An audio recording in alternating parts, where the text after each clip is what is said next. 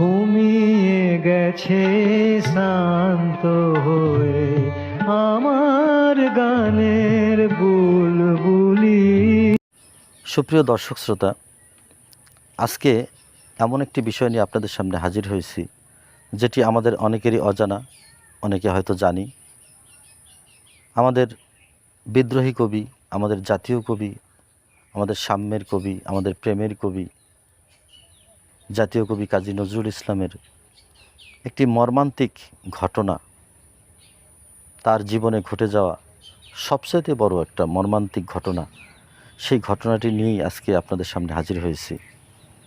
আশা করি আমাদের ভিডিওটি মনোযোগ সহকারে শুনবেন এবং এই ভিডিওর মাধ্যমে আপনারা অবশ্যই সামান্য কিছু হলেও মেসেজ পেয়ে যাবেন কাজী নজরুল ইসলাম সম্বন্ধে।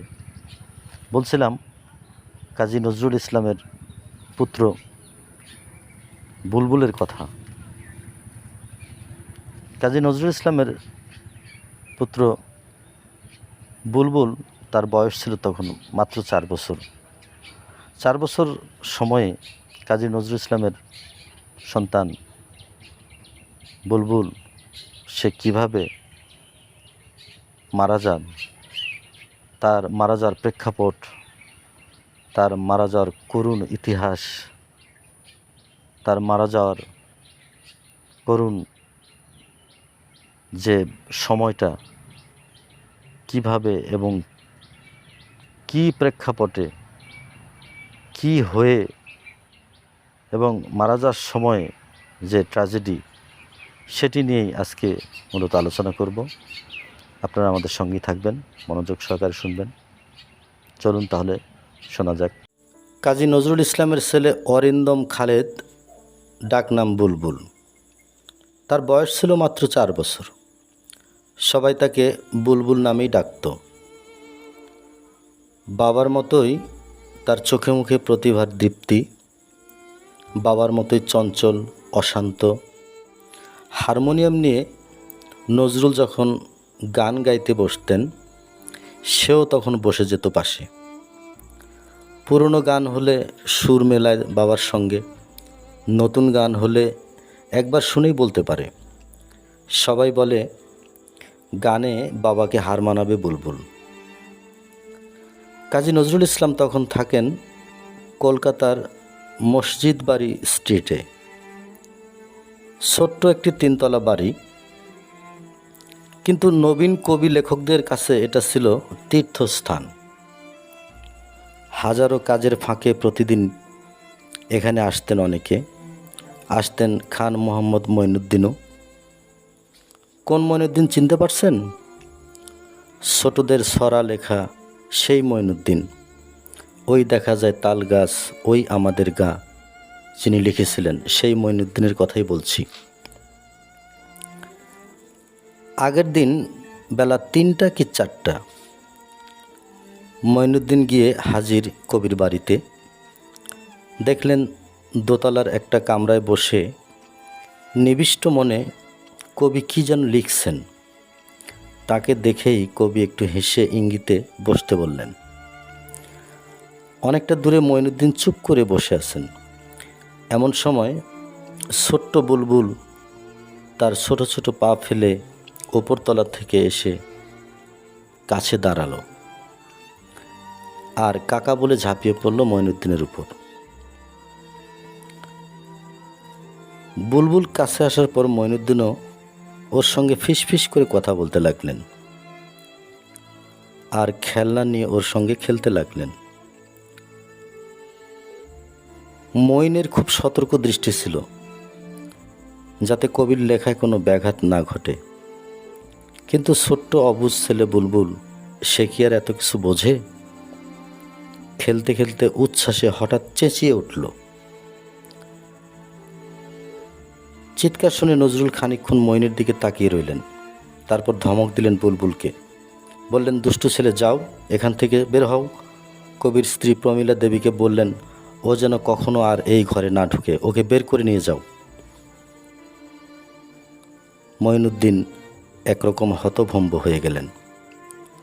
সংকুচিত হয়ে লজ্জায় দুঃখে তার জন্যই বুঝি বুলবুলকে এমন করে বকা খেতে হলো।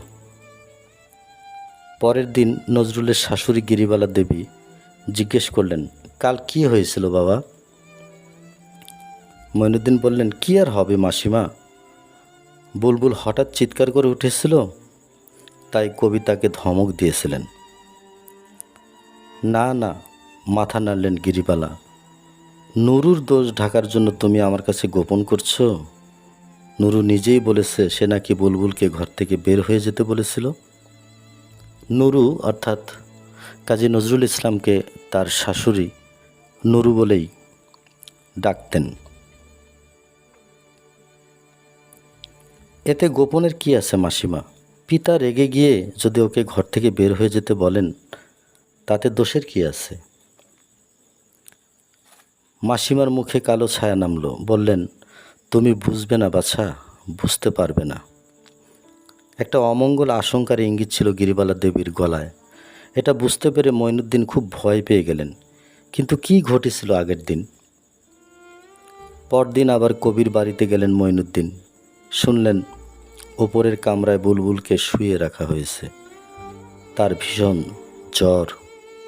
মঈনুদ্দিন লিখেছেন, মনের ভিতরটা যেন মোচড় দিয়ে উঠল। কেন? জ্বর তো অনেকেরই হয়, এজন্য আমার মন এমন করছে কেন? একটু পর নজরুলের শাশুড়ি এসে আগের দিনের ঘটনা জানতে চাইলেন। শুনে অমঙ্গল আশঙ্কায় বারবার মাথা নাড়তে লাগলেন। এই ঘটনার দুদিন পর জানা গেল বুলবুলের বসন্ত হয়েছে। বসন্তের গুটি সারা গায়ে ছড়িয়ে পড়েছে, এমনকি চোখেও গুটি দেখা দিয়েছে। বুলবুলের শারীরিক অবস্থায় নজরুল মুষড়ে পড়লেন। তার সাধ্যমতো চিকিৎসার চেষ্টা করতে লাগলেন, কিন্তু দিন দিন বুলবুল নিস্তেজ হয়ে পড়তে লাগলো। রোগ যন্ত্রণায় কাতরাতো। ওই সময় সে পিতাকে একটু কাছছাড়া হতে দেয়নি। নজরুল তার শিয়রের কাছে বসে অনুবাদ করতে লাগলেন। হাফিজের কবিতা লিখলেন, কি লাভ যখন দুষ্টু ভাগ্য হাসল না কো মুখ ফিরিয়ে, পেল না দিল সুখের সোয়াদ, দিন কাটালো ব্যথায় নিয়ে, যে ছিল মোর চোখের জ্যোতি, পুতলা আখির গেছে চলে, নয়নমণি গেল যদি, কি হবে এ নয়ন দিয়ে? বসন্তের গুটি বের হওয়ার এক সপ্তাহ পরের ঘটনা। তখন বিকেলবেলা, সময় 4টা বাজে।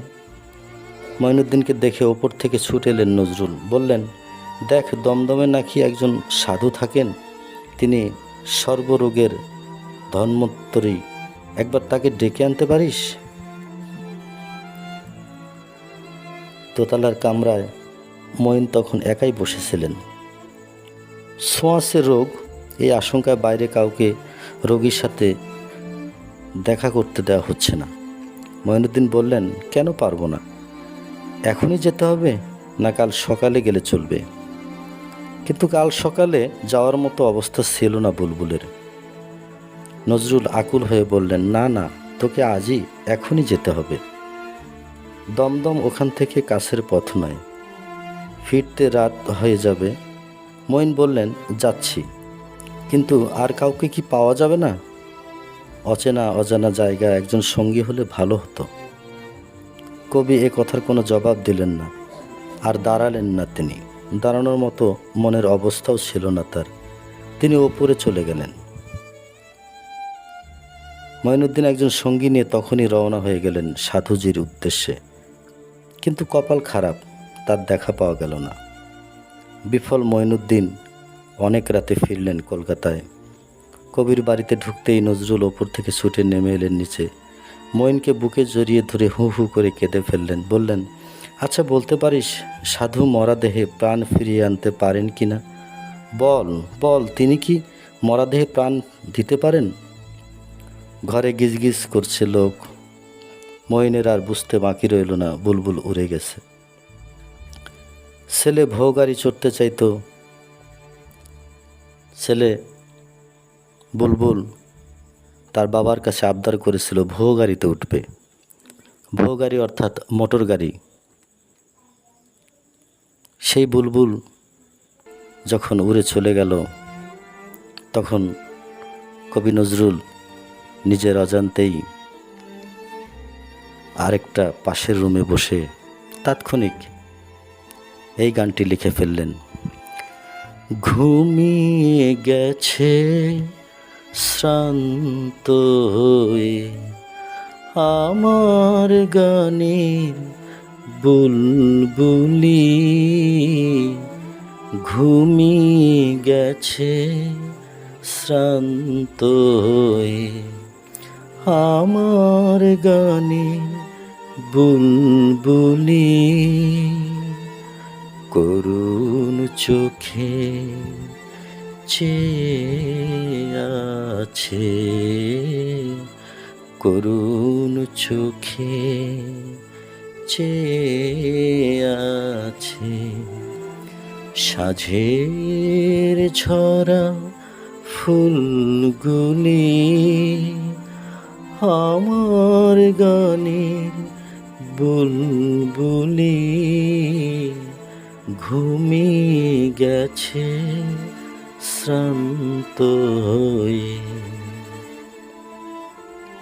কবি নজরুল বাড়িতে যে লোকজন ছিল যারা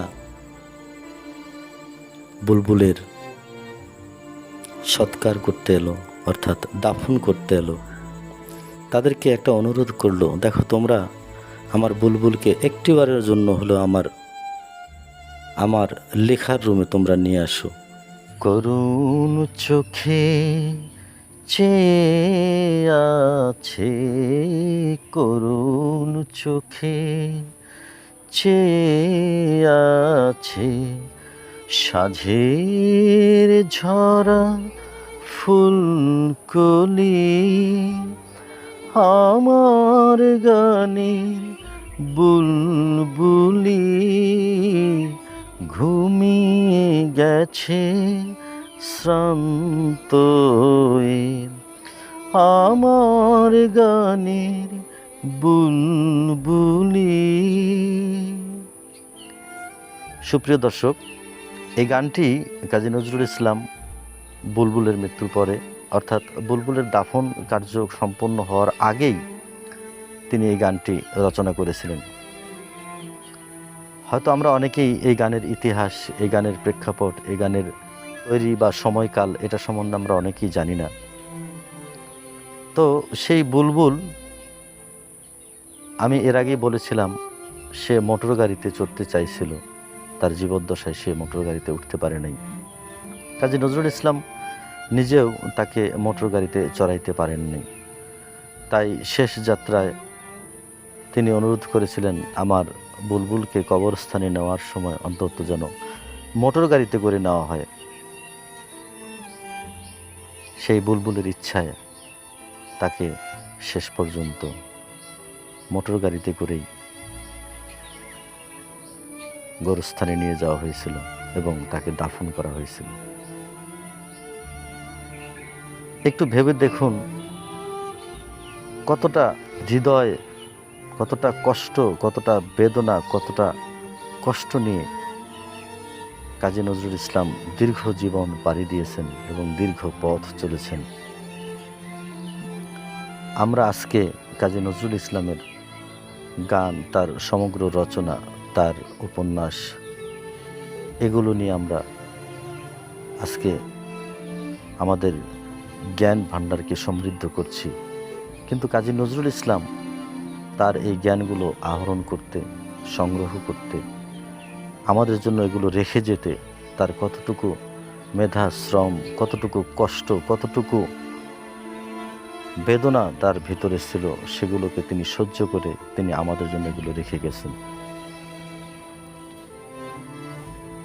কবিপুত্র বুলবুলের আজকের এই বিষয়টি আপনাদের সামনে তুলে ধরলাম। অনেকেই হয়তো এই বিষয়টা জানেন, অনেকে হয়তো জানেন না। যারা জানেন তাদের প্রতি স্যালুট জানাই। এ কারণেই তারা অবশ্যই কাজী নজরুলকে নিয়ে কিছুটা হলেও ভাবেন বা চর্চা করেন। আর যারা জানেন না তাদের জন্য আজকে থেকে আমার অনুরোধ রইল, কাজী নজরুল, আমাদের রবীন্দ্রনাথ ঠাকুর, এগুলো আমাদের সম্পদ।